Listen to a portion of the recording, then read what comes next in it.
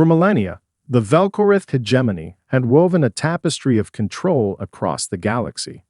Their empire stretched across countless star systems, cloaked in a calm and imposing silence. The Velkorith were a race of highly advanced, emotionless beings, their technology far surpassing anything humanity had ever dreamed of. The galaxy bowed to them, and no force had dared challenge their supremacy.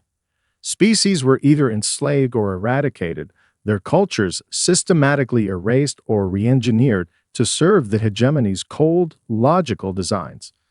It was a rule that operated without mercy, but also without interruption. The Velkorith had perfected their methods over thousands of years. Diplomacy was a tool, but force was their language. They were as patient as they were cruel, and the galaxy had learned the cost of resistance, silence, death, and submission. And yet, one corner of the galaxy, one insignificant, forgotten world, had remained untouched for reasons the Velkorith could not fathom. Earth, a planet of such little importance that it had been left off every map of the known universe, overlooked by the hegemony's ever-watchful eyes. Humanity, in their small, chaotic, and unpredictable way, had gone unnoticed. But all that was about to change. The first sign was small, a flicker in the cosmic sea that the Velkorith considered trivial. A human mining colony on the fringes of the galaxy sent a distress signal. A standard procedure, nothing to be concerned about. The Velkorith dispatched a single patrol ship to investigate, confident that the human colony would crumble under their superior force. After all, this was a routine mission, another world, another insignificant species to snuff out. When the patrol ship arrived, the Velkorith expected compliance. But what they encountered was an unexpected fury. The humans, in a reckless act of desperation, detonated their own mining station. The explosion crippled the Velkorith destroyer and sent ripples through the fabric of the Velkorith command chain. It was an audacious act, one they had not anticipated. And worse, it sent a message that the Velkorith could not ignore. Humanity was no longer content to be overlooked. The Velkorith commander on board the ship was stunned. There was no logic behind such an action. Why would humans destroy themselves for nothing more than a small colony? Yet the damage was done. The hegemony's pride had been wounded, and the Velkorith were not known for their tolerance of insults. They quickly mobilized their forces, dispatching a fleet to quell what they thought would be a brief resistance. But the message had already spread. Humanity had awakened. In a galaxy of slaves, tyrants, and conquerors, a spark of defiance had ignited. The Velkorith had no idea what they had just begun. On Earth, the news spread like wildfire. For centuries, humanity had lived in isolation, unaware of the vast empire beyond their world. Now, with the enemy's cold, relentless gaze turned toward them, humanity faced a choice: accept annihilation or fight. And as history had shown time and time again, humans were not inclined to accept anything without a fight. The galaxy would soon know what the Velkorith had failed to understand. Humanity was not a species to be underestimated. The Velkorith fleet arrived on Earth's doorstep with overwhelming force, but it was not the invasion humanity had feared. The initial report from the Velkorith was not one of victory, but of confusion. The human response had been something they never expected: resilience, ingenuity, and a refusal to yield. In the midst of what should have been a simple conquest, they found themselves facing something far more dangerous than they could have imagined. The first Velkorith strike force entered Earth's orbit with quiet efficiency. Their fleet was composed of 5 destroyers, each capable of wiping out entire cities with a single blow. Their mission was clear: eliminate any human resistance, secure Earth's resources, and ensure that no further defiance would be tolerated. But the humans had no intention of surrendering. A small, largely forgotten human mining station in the asteroid belt, the one that had started it all, had been the Velkorith's first target. But as the Velkorith approached, something unexpected happened. A signal burst through the usual comm channels, a message encrypted and difficult to decode, but unmistakably human. "We will not bow." The message was sent from the mining colony just moments before its destruction. The Velkorith destroyers attempted to locate the source, but it was too late. The station, rigged with explosives, detonated in a flash of light, taking the Velkorith flagship with it. In the explosion's wake, the survivors watched in stunned silence as two more Velkorith ships drifted aimlessly, their systems fried and crippled by a coordinated strike. The Velkorith were not used to losing, and they were certainly not used to being blindsided by a species they considered nothing more than primitive. They had underestimated the humans. For all their technological superiority, the Velkorith had never considered that a species so young and seemingly insignificant would have the gall to strike back. But it wasn't just about technology. The attack was reckless, almost suicidal. Humanity wasn't playing by the rules the Velkorith had set. The humans fought not with brute strength, but with chaos, unpredictability, and a sheer will to survive. They had no grand fleets or world-destroying weapons at their disposal, but they had something far more dangerous to the Velkorith, the element of surprise. The Velkorith High Command, sitting far away in their glittering palaces, were initially dismissive of the human action. To them, it was a fluke, a one-time rebellion by a few desperate souls, but the ripple effects across the galaxy were impossible to ignore. Humans had been studying Velkorith technology for decades, in secret, reverse engineering it at a pace that stunned even their closest allies. The first strike had been the beginning of something far larger. Back on Earth, the news spread like wildfire. People who had never dreamed of space travel suddenly found themselves on the front lines of an intergalactic war. The call to arms wasn't one of fear or panic, but of determination. Earth's leaders, scattered and divided in the past, united under the banner of survival. Military forces, once accustomed to fighting in small-scale conflicts, were now mobilizing for a war they could hardly comprehend. And in every corner of the world, ordinary humans, scientists, engineers, even civilians, began to work together to build the tools for a fight that had only just begun. It was a war they had no choice but to wage. They didn't have the luxury of time or resources. The Velkorith would come again, and when they did, humanity would be ready. They had no grand alliances, no ancient history of dominance, but they had something far more dangerous, a defiant spirit that refused to kneel. The galaxy had underestimated humanity, and now humanity would show them just how wrong they were. In the aftermath of the surprise attack, humanity's response was swift and far-reaching. Earth, once a divided and fragmented world, united in a way never before seen. Governments that had been hostile toward one another set aside their differences. Nations that had once squabbled over resources began pooling their knowledge, skills, and technologies. The human race, now aware of the threat looming in the stars, had no time for petty disputes. The Velkorith were coming. Humanity had to prepare, not just to survive, but to fight back. The initial victory had been hard-fought but ultimately hollow. The Velkorith might have been stunned by humanity's audacity, but they were not easily beaten. Their high command, furious over the loss of their flagship and the crippled ships, mobilized their entire fleet to wipe out the human threat once and for all. They were sending reinforcements, and this time, they wouldn't underestimate humanity. They would crush the resistance before it had a chance to grow. But humanity had something the Velkorith couldn't account for: adaptability. While the world's governments scrambled to assemble a united military front, something else was happening beneath the surface. Humans were studying their enemy. They were learning the ways of the Velkorith, absorbing their technology, and adapting it to their own needs at an unprecedented pace. Scientists and engineers, some of the brightest minds humanity had to offer, were working day and night in underground labs, reverse engineering the alien tech left behind after the attack. What had taken the Velkorith centuries to develop, humanity was learning to wield in mere months. But the key to humanity's survival wasn't just in their ability to replicate alien technology. It was in their relentless creativity, their refusal to accept that they couldn't achieve the impossible. Where the Velkorith operated with precision, strategy, and a cold, methodical approach, humans embraced chaos. They didn't have to fight by the same rules. The first breakthrough came when a small team of engineers managed to replicate a piece of Velkorith cloaking technology. They didn't fully understand it yet, but they understood enough to make it work. Soon, human ships, small, unassuming vessels, could slip past Velkorith patrols unnoticed. These ghost ships became the first symbol of human resistance.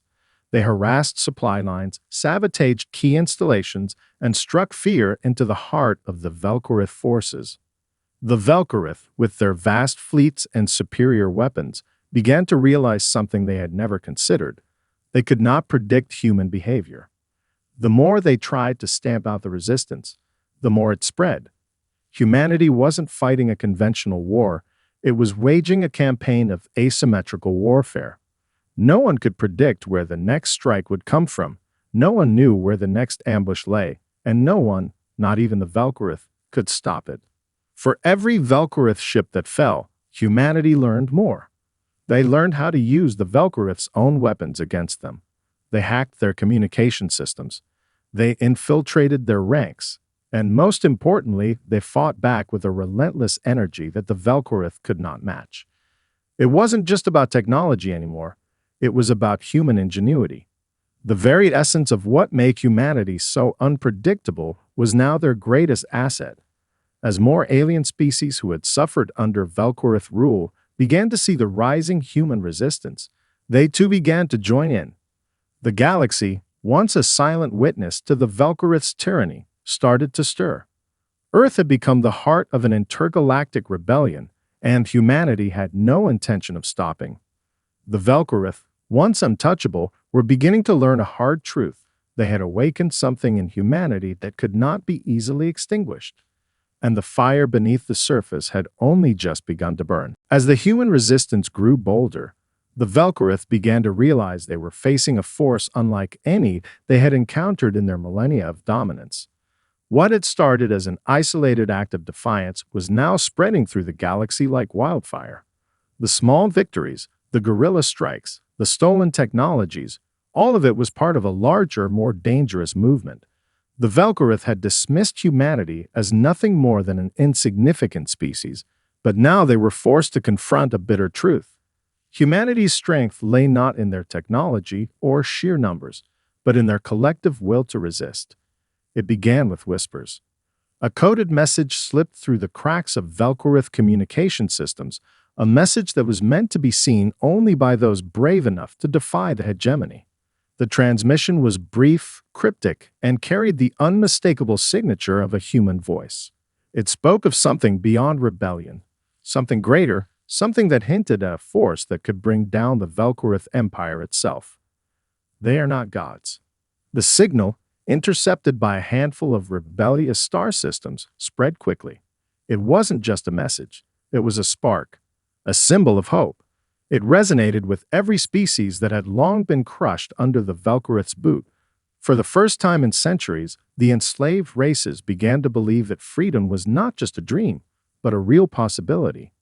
The message had crossed the vast distances between worlds, bringing with it a question that had not been asked for eons. What if the Velkorith can bleed? The Velkorith, however, failed to comprehend the magnitude of the message. They believed it to be the work of a rogue faction, an isolated rebellion with no chance of causing any real damage. But what they didn't know was that their control over the galaxy was slipping, quietly, but steadily. The message spread further than they could imagine, beyond the walls of their empire, infiltrating the communication channels of even the most oppressed species. Enslaved races on distant planets, once silent and broken, began to rise. First, it was just rumors. Then more and more worlds started to question the authority of the Velkorith. The floodgates had opened. The message from Earth had ignited something deep within the galaxy's many diverse species, a deep yearning for freedom, a fire that the Velkorith could not extinguish with mere military might. Across the stars, revolts began to spread, each one small at first, isolated and disorganized. But it didn't matter. The seed had been planted. Humanity had given the galaxy something the Velkorith could never understand: hope. Back on Earth, the resistance took on a new shape. No longer were humans fighting alone. They were the catalysts of something far larger.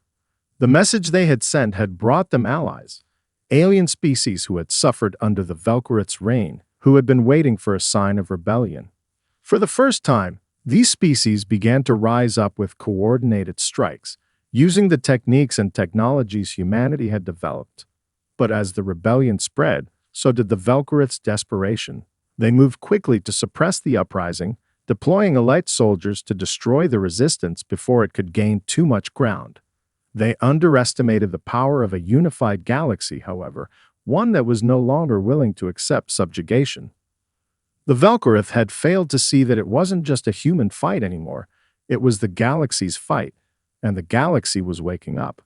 The resistance was no longer a small, isolated movement. It was the spark of a galactic revolution. Humanity had set the signal in motion, and now it was time to watch the galaxy burn with the fire of rebellion. The Velkorith, stunned and enraged by the growing rebellion, shifted their focus entirely to Earth. The message of defiance had rippled through the galaxy, sparking uprisings on countless worlds. But the root of the rebellion, Earth, was still the most dangerous threat to their dominance. It was where the flame of resistance had been lit, and it was where the final strike would come if the Velkorith were to have any hope of quashing this uprising. They gathered their fleets, readying themselves for what they thought would be the final act of the war. A fleet unlike anything humanity had ever seen. The full might of the Velkorith military, its most powerful ships, and its deadliest warriors. They were coming to Earth, and this time, there would be no mercy. Back on Earth, the threat was palpable. The governments, already stretched thin by the ongoing battles, began to make their final preparations. Earth's defenses, bolstered by the technologies they had scavenged and reverse-engineered, were nowhere near a match for the full power of the Velkorith fleet. The situation was dire, and everyone knew it. The time for guerrilla warfare and hit-and-run tactics was over. Humanity would face the Velkorith head-on. But even as the Velkorith advanced, humanity was not idle. With every passing day, they had grown stronger. Every victory, no matter how small, had been a step toward uniting the fractured human forces into something far more formidable.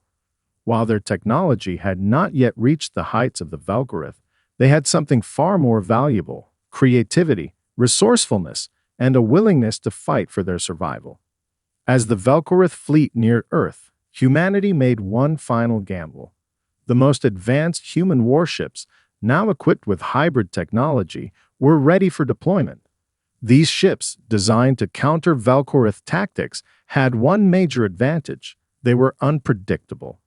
The Velkorith relied on the efficiency of their calculations, their ability to predict every move of their enemies. But humanity's unpredictability had become their greatest weapon.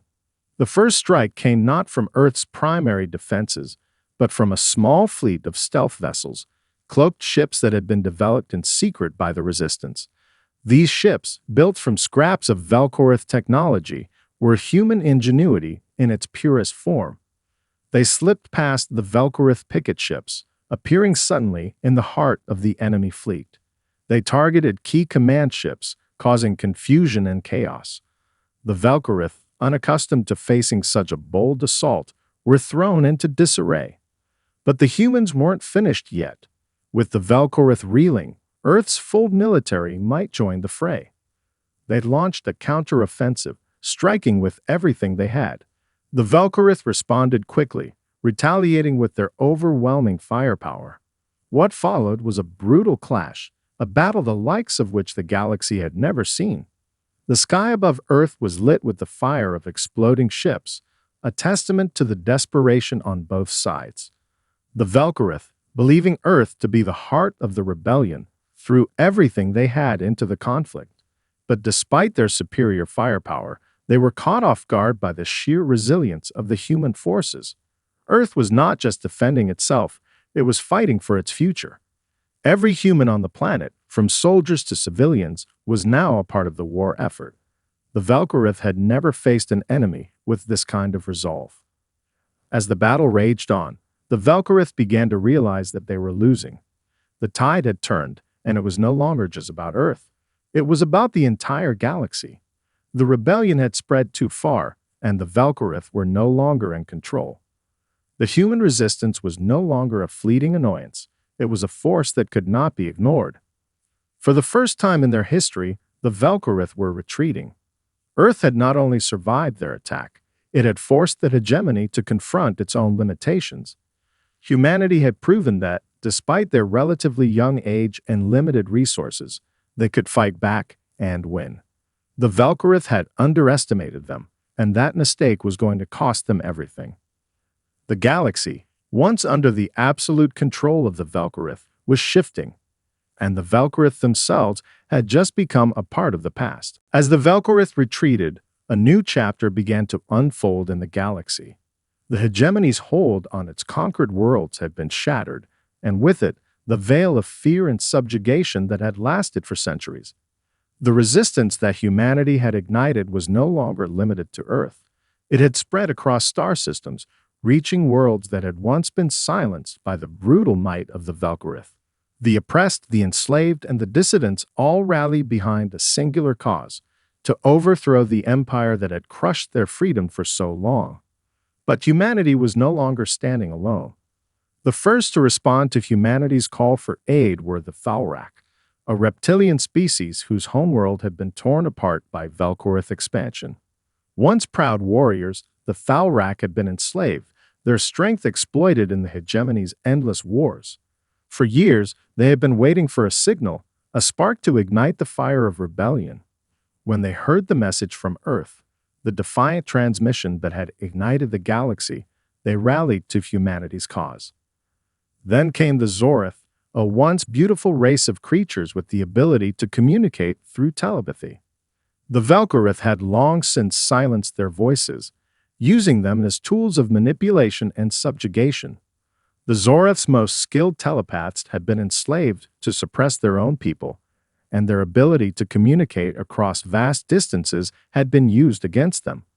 But when they learned that humans had fought and survived, they knew they could not remain silent any longer. They broke free of their chains, joining the growing rebellion against their oppressors. And then there were the Androl, a race of highly intelligent but physically fragile beings who had once been diplomats, scientists, and scholars. The Velkorith had long seen the Androl as nothing more than pawns, using their knowledge to further their own goals. But now, the Androl were using their intellect to dismantle the Velkorith's networks, hacking their communications, and providing strategic intelligence to the resistance. It was through their cunning and knowledge that the rebellion began to turn the tide, striking at the heart of Velkorith-controlled systems. What had started as a small, isolated human rebellion was now a galactic uprising. Humanity had unknowingly become the catalyst for an alliance of races who had been broken by the Velkorith, but had found new hope in the fires of resistance. The broken, the oppressed, and the forgotten now stood together, not as disparate species, but as a united force. Their collective strength was more than the sum of its parts. The alliance was chaotic, raw, and unrefined. It was a patchwork of races with their own unique cultures, histories, and abilities. But it was precisely this diversity that made them so dangerous. They were unpredictable, willing to fight in ways that the Velkorith could not anticipate. And with each victory, their unity grew stronger. One of the most important moments in the Alliance's formation came when the Thalrak led a daring raid on a Velkorith supply depot. The raid was a massive success, crippling the Velkorith's ability to resupply their fleets in the Outer Rim. The victory was not only a tactical blow, but a symbolic one. It proved that the Alliance, once fractured and weak, could strike at the heart of the Velkorith Empire. More and more planets began to join the cause, and soon, entire star systems were rising up in defiance of their former masters. The Velkorith, once untouchable, were now on the defensive. Their fleet, stretched thin by the constant rebellions and retreats, could no longer keep up with the growing force of the Alliance. They had underestimated the resolve of the galaxy's most oppressed races, and now they were paying the price. The rebellion was no longer an isolated threat. It was a galaxy-wide movement, and the Velkorith were losing control. Piece by piece, Humanity had led the charge, but it was the strength of the broken races, the Thalrak, the Zorith, the Androl, and many others, that had made this alliance a force to be reckoned with. Together, they were stronger than they had ever been as individuals, and now the galaxy was on the brink of change. The Velkorith had no idea what they were up against. They had thought their empire unshakable, but they were about to learn that the fire of rebellion cannot be snuffed out so easily. The alliance of the broken had risen, and they would not rest until the Velkorith were no more. The Velkorith had underestimated the sheer determination of their enemies, and now they were paying the price. The alliance of races that had once been divided and broken was no longer an underdog. It was a force capable of toppling entire systems. The Velkorith, who had ruled with an iron fist for millennia, were now facing a resistance united by a common goal: to free the galaxy from their oppressive grasp. The turning point came when a joint strike force, led by humans and their newly allied species, launched an unprecedented assault on a Velkorith stronghold, a massive, heavily fortified station at the center of the Velkorith's power. This stronghold, known as the Citadel of the Eternal Flame, was believed to be impenetrable. It housed the heart of the Velkorith's military command, and its fall would deal a devastating blow to their ability to coordinate the war. To the Velkorith, it was the last bastion of their empire's strength. The assault began with a relentless bombardment of the Citadel's outer defenses, led by the newly developed human warships. These ships, now equipped with hybrid technologies from various allied species, had become the perfect counter to the Velkorith's methods of warfare. The humans had learned to strike quickly, exploit weaknesses, and, above all, keep their enemies guessing. The Velkorith had once thought their power invincible, but now they were scrambling to adapt to an enemy that refused to follow the rules of engagement. For the first time, the Velkorith found themselves on the back foot. The joint fleet of humans, Thalrak, Zorith, and Androl fighters surged through the Citadel's defenses, attacking from unexpected angles and with tactics that the Velkorith could not predict. The assault was brutal, chaotic, and far more than the Velkorith had prepared for. In the heart of the Citadel, Velkorith High Command scrambled to respond, but it was too late. The human and allied forces had already infiltrated the station, launching an assault on the central command hub.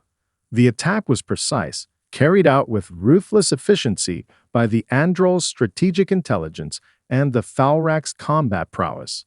The Velkorith command network, once thought indestructible, was crippled in a matter of hours. Then came the shock that would reverberate across the galaxy, the death of the Velkorith Supreme Commander. The leader of the hegemony, the being who had ruled the Velkorith for centuries, was assassinated in the midst of the chaos. It was a symbolic blow, one that struck at the very core of the Velkorith's authority. With their leader gone, the Velkorith High Command was left in disarray, unable to mount a coherent defense or organize a counteroffensive. The news of the Supreme Commander's death spread quickly throughout the galaxy, sending shockwaves through the Velkorith ranks. What had once been a well-oiled machine of conquest was now a fractured empire, with factions vying for power and control. The rebellion, which had started as a scattered movement, was now the dominant force in the galaxy. Entire sectors of the Velkorith-controlled regions defected, unwilling to fight for an empire that had lost its grip on power. The turning point had arrived. The Velkorith were no longer in control of the galaxy.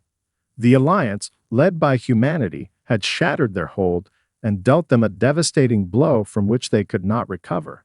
It was no longer just about survival, it was about victory. With the fall of the Citadel, the forces of the Velkorith began to collapse. The human-led alliance pushed forward, liberating system after system, until the very heart of the Velkorith Empire was within reach. The Velkorith, once untouchable, now found themselves facing not just a rebellion, but the unstoppable force of a united galaxy. The galaxy had changed forever. The Velkorith had been brought to their knees, and humanity, once thought weak and insignificant, had become the driving force behind the greatest revolution the stars had ever seen.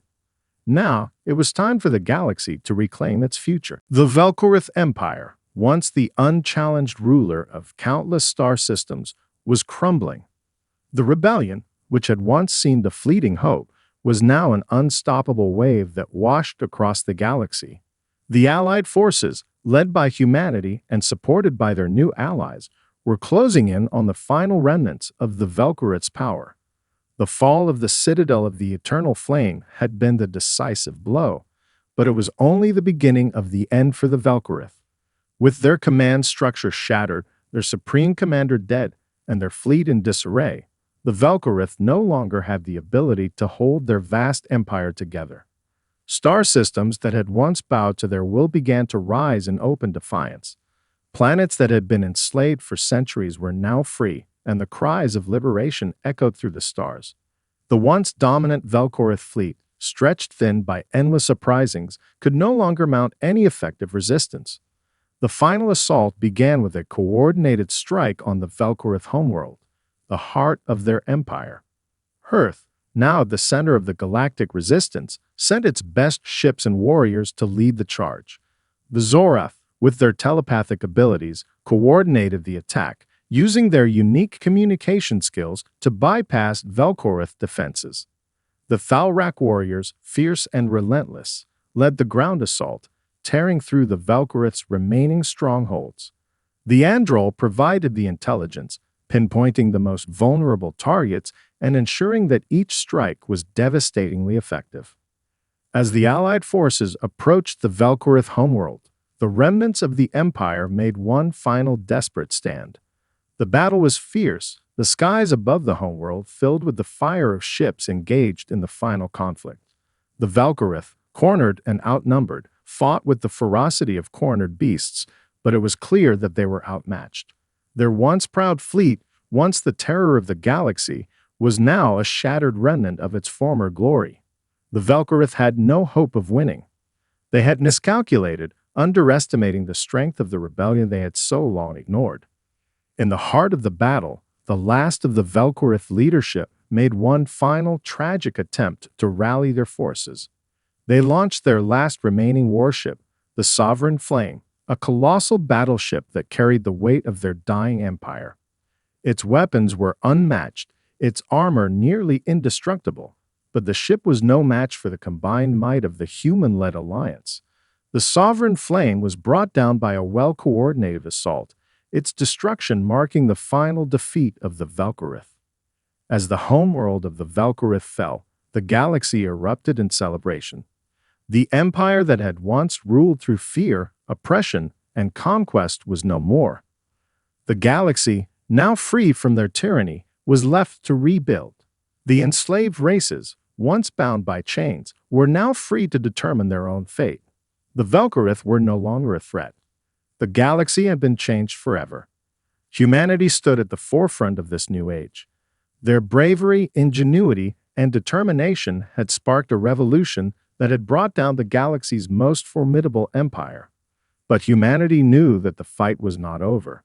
The galaxy was still healing, and there was much work to be done. New governments had to be formed, old wounds needed time to heal, and peace had to be built from the ashes of war. But for the first time in millennia, the stars were no longer ruled by fear. The galaxy was free, and humanity, once a young and insignificant species, had become the symbol of resistance. They had shown the galaxy that no matter how powerful an empire might seem, it was always vulnerable to the will of the oppressed. The galaxy was theirs to shape now, and they would never forget the price that had been paid to secure that future. The Velkorith were gone. The hegemony had fallen, and humanity had claimed its place among the stars.